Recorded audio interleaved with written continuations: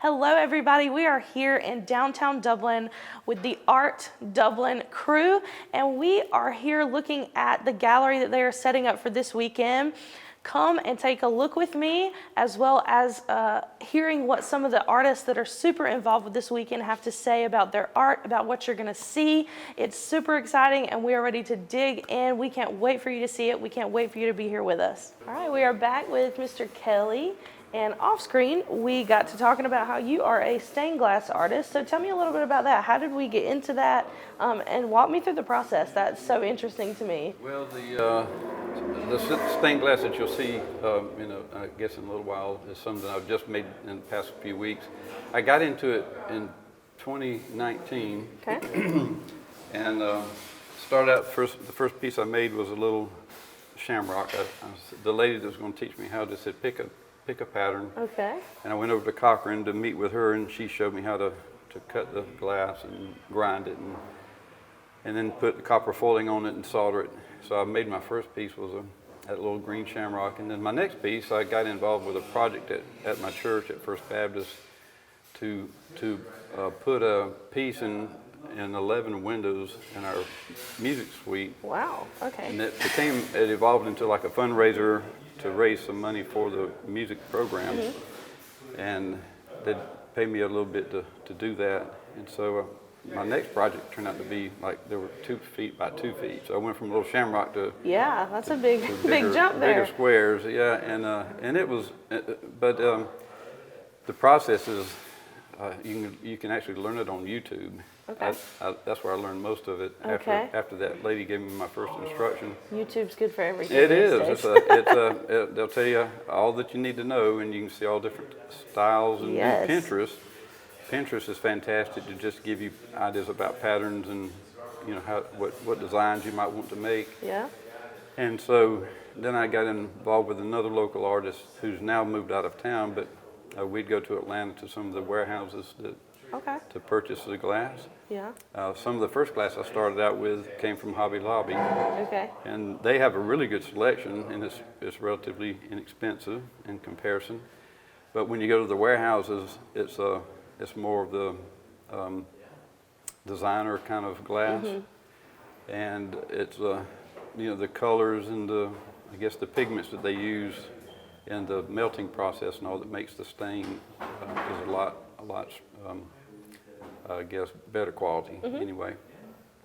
And so your mind can run wild when you go in one of those warehouses and see all the thousands of pieces of glass. That's a lot of decisions. From every shade, every combination of colors, yeah. Whatever, if you just want plain colors or mixed colors. And then what you'll see in some of the stained glass that I brought today for this taping, it shows you that different glass has texture. Mm-hmm. And designs in the texture, so you just learn more about what you can use in different styles or different designs that will make that design look a lot stronger, sharper, okay. More interesting. Is there a preference you have? What's your favorite type to work with? There's no favorite. No favorites? Some colors maybe, because I like blues and greens. Blues and greens? And more of the, I guess the, what you call the, more nature colors, I suppose. Okay. Those show up better in the light to you? Yeah, to me. And I guess I'm partial to some of those because that's what I see in my church windows at First Baptist. Right. And some of the patterns that I used in the music suite, I took a pattern from the stained glass in the sanctuary and reduced it down. And some of that glass you can't find anymore. Yeah. Some of it you can, but I wasn't trying to replicate. I was just using the pattern as a design start. Right. And then made the windows to look similar to what was in the sanctuary. Yeah. And then after that, a lot of what I've done since is just freestyle, things that I like. Okay. I love that you said, you could go to Hobby Lobby and get some things, and for beginners or somebody who's kind of wanting to dabble in it, it's not super hard to get started, but that there's kind of somewhere to grow, and to go to a warehouse, I'm sure, is an experience in itself. Yeah. And several things I love about stained glass is that when you are working on a project, it's not like painting or anything like that, that you have to clean up and wrap up and seal everything. Yeah. You just stop Right. with your glass. Right. If it's time to quit, you just stop. And Hobby Lobby has all the materials, like a grinder is one of the things you have to have, and that's about maybe $125. Okay. The material that costs to get into stained glass is not that expensive. Okay. And it doesn't go to waste. Yeah. None of the materials that you use will dry up and go to Right. waste. Right. So glass always will stay glass, and Absolutely. you can just keep. Usually they come in 1 foot squares from Hobby Lobby, and you can cut off of that square for a long time, depending on how big a pieces you're looking for. But That's awesome. just So mix and match. how many pieces do you think that you've probably made at this point? Oh, probably 20 or 25. 20, 25? But I don't do it every day, and I don't do it year round. Yeah. Did you have a lot of extra time to do that in quarantine? Some, Did you yeah. kind of take to the Right. stained glass making with Yeah. some extra time? It was a good escape to get in my shop and do Yeah. look up some new patterns. And That's an awesome thing to be able to like divert to. Obviously, if we have a little extra time. To me, I've never done it, but just thinking about it, it seems like it would be soothing just to kind of like Well, no, have your own it's not. space It's and, not. and work and create something. Well, it is in a way, but I think it's like any kind of painting or anything that you're doing. You want it to. It has there's a process in there where you're building it, and this is like building a puzzle backwards, or so you have to. Okay. You have to develop the pattern first, then you cut out the pieces, and then you lay them over the glass and etch the glass, or use a marker to cut out, or use a cutting tool to cut out the pattern, and then you grind it and get it ready. But everything has to fit in the right place. Right. And glass doesn't stretch, it doesn't move, so either if you cut off too much, that can be a problem, or if you need to grind it down, you can go back to the grinder and grind off a little bit until it fits. So it can be like a little intense thing for a while, but then when you start seeing it all come together, especially when you're finished with it, Yeah. and you can hold it up to the sunlight Yeah. and see the colors, because there's nothing that can replicate sunlight. A light table that I use only shows you certain hues, and so when you hang it in the window for that first time and you see the sunlight come through it, and all those colors are just blasting out, then you get your reward for That's what all the that's hard exactly the word work. I was about to use is reward. Yeah. It's so rewarding to like finally see what we have created and in its entirety. I love that. And then you don't want to sell it. You want to keep it. You want wanna to keep enjoy it for yourself. right? So for a while, usually I'll hang it in our house, in our breakfast room, so we can enjoy it for Okay. a period of time until we have another art show, or if I'm making a piece for somebody. Yeah. But every piece is unique, and then you get your mind set on something else, the next project. Right. But Pinterest will drive you crazy because you can see all those All the time. different types of patterns to use, and say, well, I'll do that one. I'd like to do that one. And then St. Patrick's comes around, which we didn't have this year again, but all sorts of shamrocks and Irish themed Of course. glass work would be fun to do. Absolutely. I would want one of those for my house. That's my favorite Yeah. holiday. So I'll have to call you for that one. Okay. I'll get one from you. I'll have an original. Is this, how many shows have you been a part of? Is this one of your first I think, ones? Or? no, I can't remember. We had one at St. Patrick's, then we had a fall one. I think this may be my third. Okay. Or this will be the fourth one. This one, I think I've had three. Okay. Is there anything you're most excited about for here, or a piece here? Well, what I'm looking forward to this venue is being in this building. We've always done it at the Carnegie, which is a great venue, real classic place. Of course. But there are no windows to hang glass art, so I have my own mobile setup that I have to use. But the lighting I use in it doesn't really do the things like this window is doing for this glass. I love that. But the venue with the walls, it's just this industrial setting looking thing, or rustic setting that we have here that's very different from anything we've done before. Yeah. And I think the lighting and all is going to be great in here for some of the artists, the paint artists, and we have some other other types of artists that are coming, so. Yeah, I completely agree. Just seeing it hang in the window right now, it's absolutely beautiful, and so I can't wait for other people to see it. Thank you for talking to us. Thank My you for pleasure. sharing your passion and your inspirations. And if you have not been, come on out and come see some of this stained glass. It is absolutely beautiful. We will hopefully see you soon and talk to you soon, and we will be right back. I'm Thelma Zipperer. I first met Dr. K in March of 2018. In 2017, I had to quit work. I had to go on disability because of my heart condition. In March of 2018, I had gone to the hospital, to the emergency room, because I was actually in the process of having a heart attack. And you know, you hear the term God send, but I believe that God sent Dr. K to the emergency room. I believe he was on call that day for a reason, for me.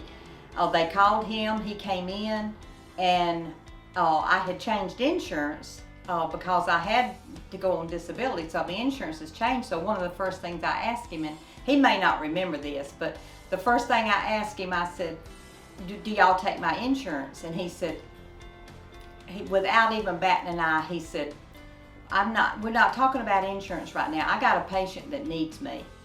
And I'm telling you, that said bunches right there. And then where the other doctor had given up on me and sent me home basically to die, Dr. K went to work and he checked my records. I mean, I have so many heart issues, but he didn't bat an eye. He said, let's fix this. And he started fixing. When I first started seeing Dr. K, like I said, I could barely get around. And now I can do almost anything I want to do within reason. And, you know, I know that God sent Dr. K to take care of me and to give me back my life. And I was even on a diabetic medicine. I was taking 1,500 milligrams of metformin every day. And now as of about a year after I started seeing him, I'm off all my diabetes medicine, and my A1C is staying perfectly below where it has to be. I'm not just a heart patient when I come in there. I'm Thelma Zipperer. I'm a person that needs whatever he can take care of. And I believe that Dublin is so blessed to have Dr. K in this area. If not, I don't know where I would be right now, honestly. Anything that your body needs that he needs to take care of, he gets on it, and he don't stop, he don't give up on you. He says, let's fix this, and he goes to work. I would recommend anybody that even has an inkling they need a cardiologist or just want to check and make sure if they do or not, I would highly recommend that you go see Dr. K. You will be glad you did. You will. I mean, that's just who he is. He is just personable and an excellent doctor. So you can't beat that. You can't beat it.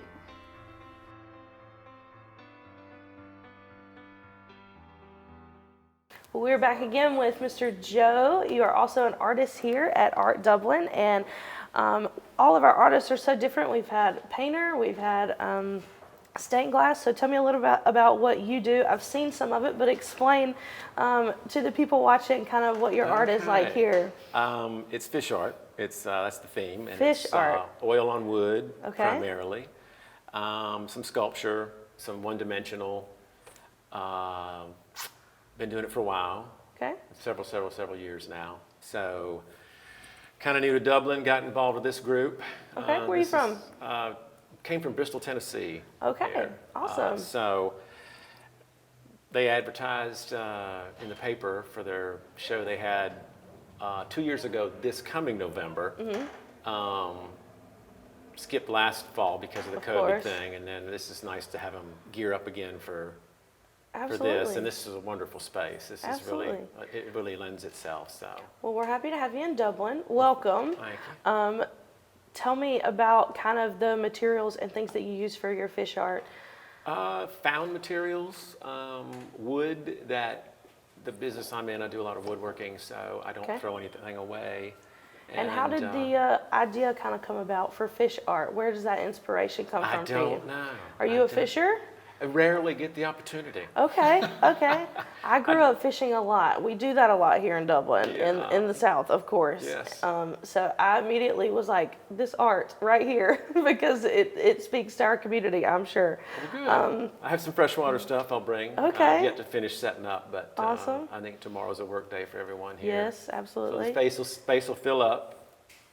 Is there any other type of art that you do?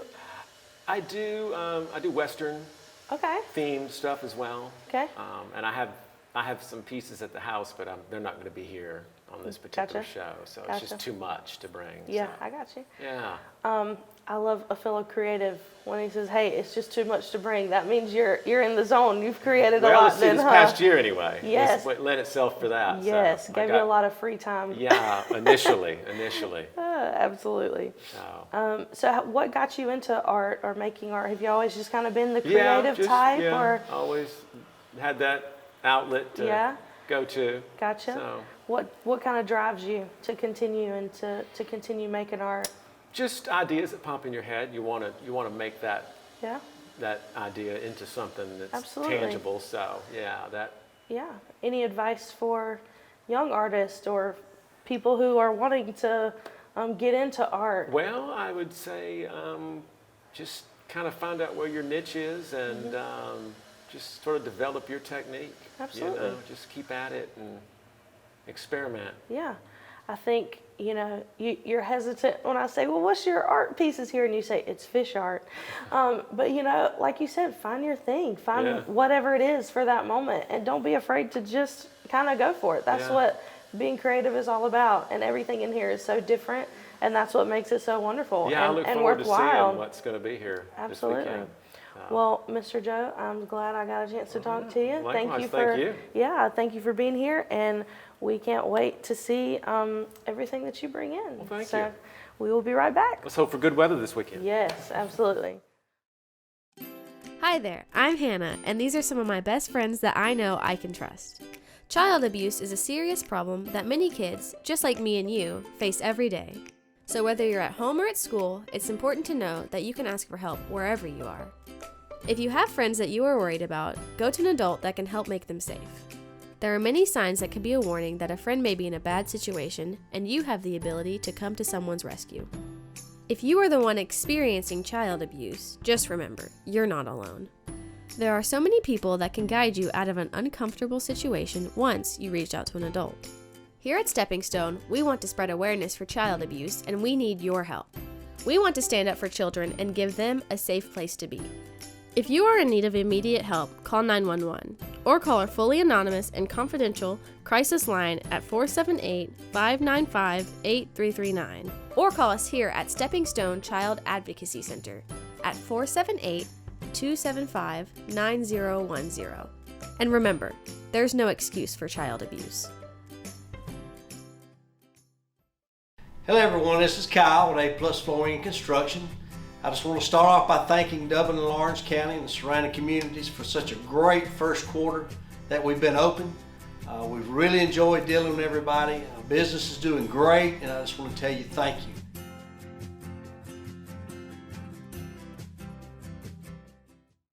Well, hello everybody. We are here at Art Dublin, and I'm sitting with Mr. Juan, who is an artist, and we just want to talk for a minute and see kind of where your inspiration has come from. Start and just tell me a little bit about yourself.